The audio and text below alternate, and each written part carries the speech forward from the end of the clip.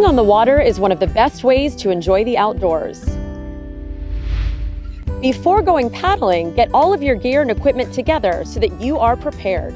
Being prepared helps you stay safe and have a good time on the water. Nobody likes to forget their sunscreen or warm layer. What goes into preparing for a day on the water? First, check the weather and plan to dress accordingly. Always dress for submersion and cold water, even if it is a warm day. Secondly, pack all of the gear you need to go boating. This should include your life jacket, boat, paddle, personal locator beacon, signaling devices, safety gear, and whatever else that helps you have a comfortable and safe day on the water.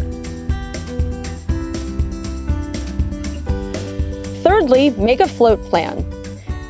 This includes researching your route, water levels or tidal conditions, and whatever tools you will need for navigation. Checking the weather before a paddling trip helps to make decisions regarding clothing, route planning, and more. Once you have an idea of the weather forecast, make sure to pack accordingly. Like we said before, always dress for submersion.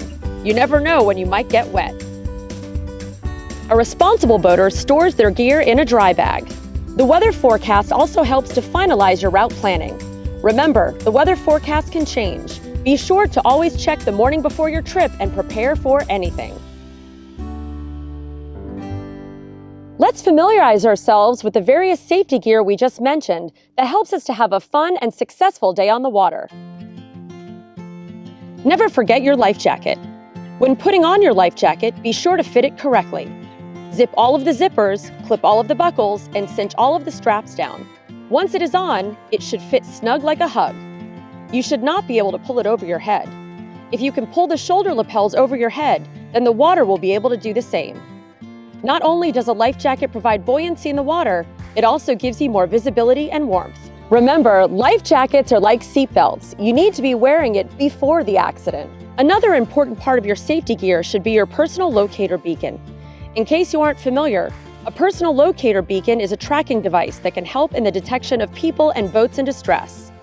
You should always plan on bringing your personal locator beacon because there is not always cell phone service where you might be adventuring. The beacon will send a signal to search and rescue with your location and that there is assistance needed. Before taking your beacon on the water, be sure to familiarize yourself with how to use it. Additional safety gear also includes signaling devices and throw ropes. A signaling device can be as simple as a whistle attached to your life jacket or an air horn, which will provide a much more robust sound. Don't be afraid to use these as needed. In addition to the signaling devices, having a throw rope can aid you in helping others. Before using a throw rope, become acquainted with it and practice. If you are carrying a rope, be sure to always carry a dull-tipped serrated knife that can be used in case of entanglement. A float plan is letting someone know where you are going and when you plan to return. Once you're prepared and ready to hit the water, send a text to a few people with the information of your plan. If something goes wrong, there can be a focused approach to sending help. To recap about safety gear and precautions for spending a day on the water, plan ahead and prepare. Wear your life jacket. Bring your personal locator beacon. Don't forget the small things that includes a signaling device, throw rope, and more. And have a float plan. Remember, be an educated paddler. What we just mentioned is just the beginning to a world of safety information and learning you can dive into. Now go have fun.